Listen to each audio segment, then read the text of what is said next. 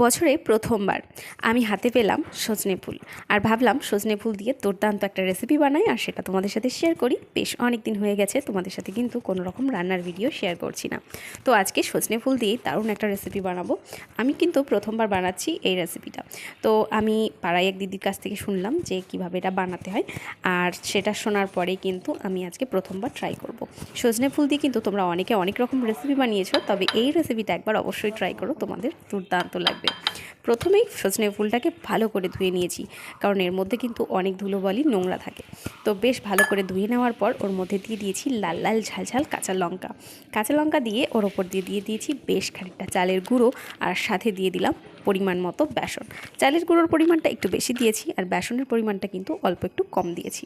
এবার ওপর থেকে দিয়ে দেবো পরিমাণ মতো লবণ আর সামান্য একটুখানি হলুদ। তারপর হাত দিয়ে ভালো করে চটকে চটকে অল্প একটু জল দিয়ে একটা সুন্দর গোলা বানিয়ে নেব।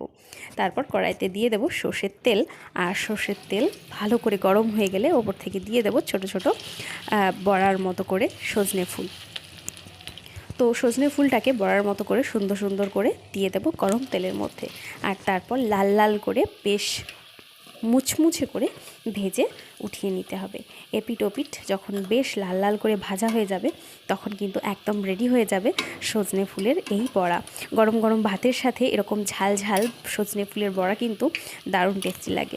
সজনে ফুলের বড়া দিয়ে কিন্তু অনেকে অনেক রকম রান্না করে, তবে আমি কিন্তু সজনে ফুল এর আগে সেভাবে কখনোই রান্না করিনি। আজকে প্রথমবার ট্রাই করলাম সজনে ফুলের বড়া। টেস্টটা কিন্তু দুর্দান্ত হয়েছে। তোমরা অবশ্যই একবার ট্রাই করো, আশা করছি তোমাদের ভীষণই ভালো লাগবে।